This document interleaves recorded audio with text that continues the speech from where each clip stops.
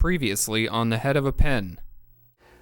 Isaac Newton, 300 years ago, was puzzling over whether light had some sort of continuous nature or was corpuscular. These waves that were at the basis of Maxwell's theory also had a particle manifestation. Whenever you try to measure the speed of light, it's always the same, no matter if you're moving away from the source of the light or toward the source of the light. It doesn't matter. And that's a very weird fact about our universe.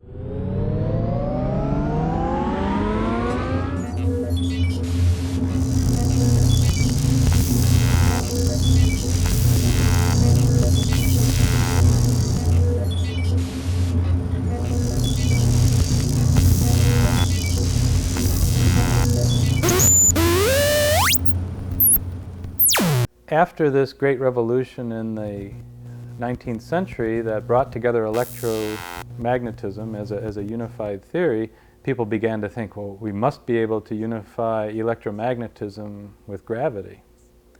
After all, there must be some grand unified description of the world. Well then, unfortunately, that program became more complicated when it was discovered that inside the nucleus there is this strong force holding the nucleus together. It's a completely different force. It's another force in addition to electromagnetism. It's not that far away in strength from the electromagnetic force, but it is quite a bit stronger. There's also the weak nuclear force, which is responsible for radioactive decay. And a great deal of the 20th century physics was in understanding how to describe the strong, weak, and electromagnetic forces and try to give them a unified description. We have a good mathematical framework for doing that. Gravity is left out, however. Gravity is many, many orders of magnitude weaker than these three other forces, electromagnetism and the weak and strong nuclear forces. So the hope for unifying those three is much greater than adding in gravity as well. So one good question is, why is gravity so weak compared to these other forces?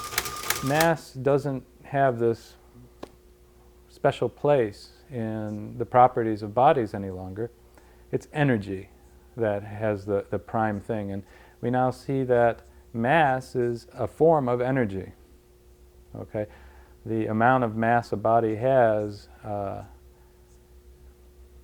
is a measure of the energy in it. Its fundamental rest energy in relativity terms. And we've learned how to take that energy and convert it into mass, or convert mass energy back into kinetic energy, the energy of motion, pretty freely. Mass is a quantity that measures the inertia of an object, namely the resistance that it gives you when you try to push it or pull it. So a massive object, a big rock, is hard to push or pull, whereas a light object, you just can push it a little bit and it can move real fast. So the mass is the tendency of things to stay in one place and not want to be accelerated.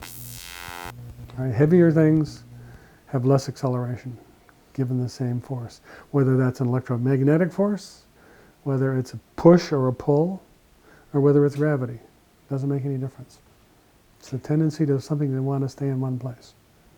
Some people think maybe mass isn't the most useful or the most fundamental way to describe things at all. Who knows? I think we're only beginning still in understanding the particle nature of our world. And the masses of particles certainly seem to be interesting properties, but where does mass come from is the big question confronting us right now. Why do they have mass to begin with? One of the great mysteries of nature is that gravity is a force that is much weaker than all other known forces, such as electricity or magnetism. To give you a quantitative idea of this, consider a very simple experiment where I'm lifting now my hand. In lifting my hand, the electrical forces in my body are able to overwhelm the gravitational attraction of the whole big planet Earth, which is pulling down on me gravitationally. So the fact that the electrical forces in my small hand can overcome the gravity of the whole Earth is a measure of how much weaker gravity is than electricity. And so that is a major problem in physics. It's called the hierarchy problem, the hierarchy of the forces, gravity and electricity. And it's one of the major challenges of our time to explain why I'm able to lift my hand. And it has given rise to many theoretical ideas that attempt to explain this.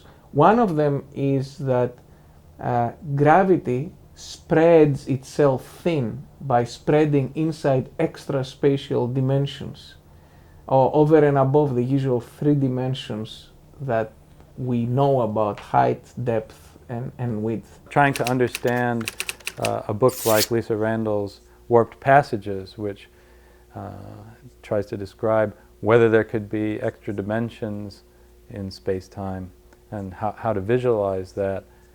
It's not easy for any of us to wrap our minds around that. So having extra dimensions makes gravity weak because gravity spreads into them, whereas electricity, on the other hand, does not spread into the extra dimensions. It stays within our 3-dimensional world. So that gave rise to the theory of large extra dimensions, try to explain the weakness of gravity. If you want an analogy, the analogy is a river that moves in 1 dimension can maintain its strength, but the moment it spreads into many tributaries, it loses its strength. In the same way, gravity loses its strength by spreading inside extra dimensions.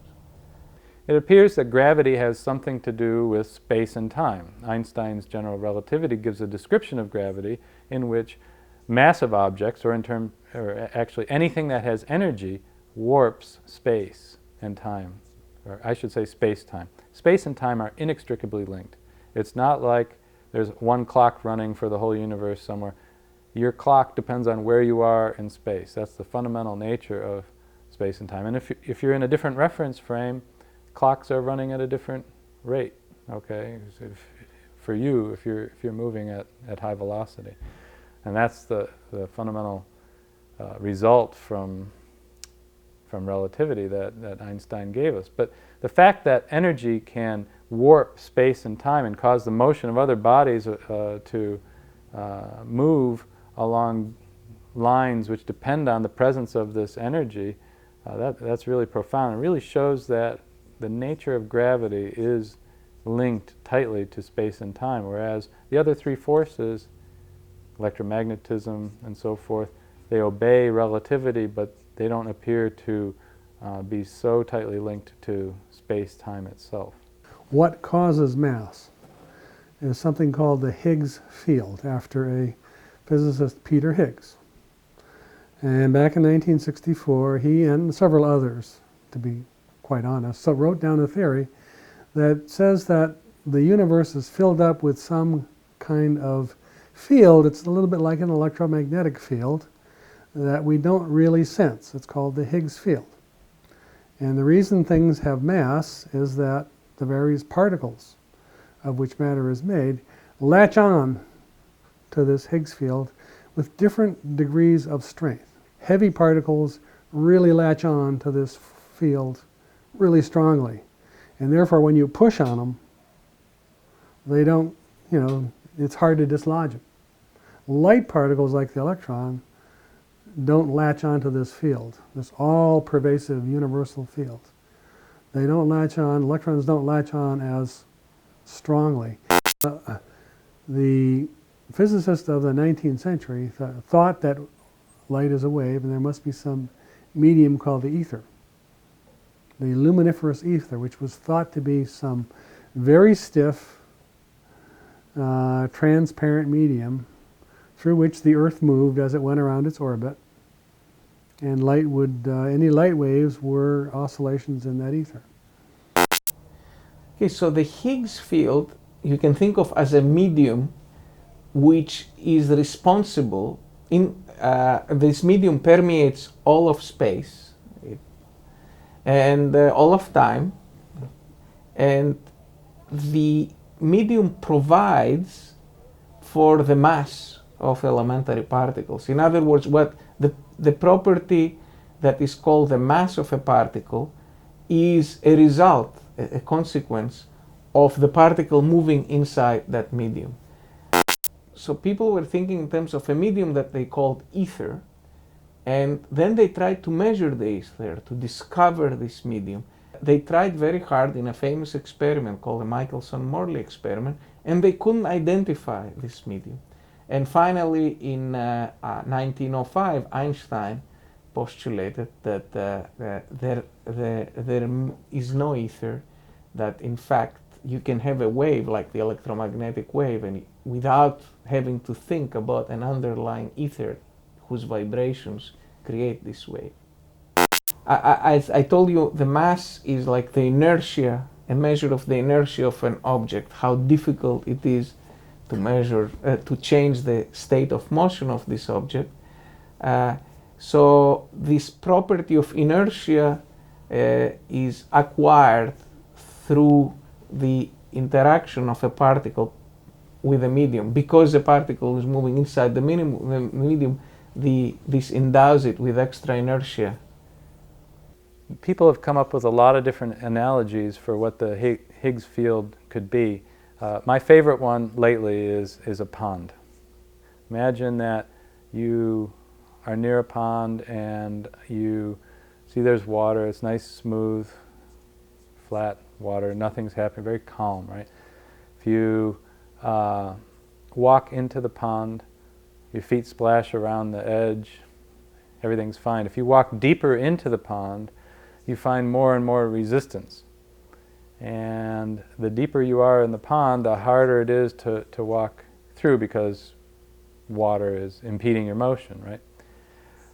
The Higgs field is like that pond. The Higgs field, which is still hypothetical, we haven't proven its existence yet, would permeate all space-time, and different particles have different depth, if you will, in this pond. They feel it. Some feel it more than other particles. We have no idea or explanation why different particles have different strengths of their interaction with this Higgs field. If we go back to the pond with a piece of wood bobbing in the pond, you have the pond, and that's what is the medium for the wave. So what is the medium for light? And they thought it was the ether, some mysterious substance in which electromagnetism could propagate. That's the general idea. That's a theory, and what they're looking for at the Large Hadron Collider is there should be a particle that corresponds to the field. All right? It's like, it's for almost every field we have in existence, there's also a corresponding particle.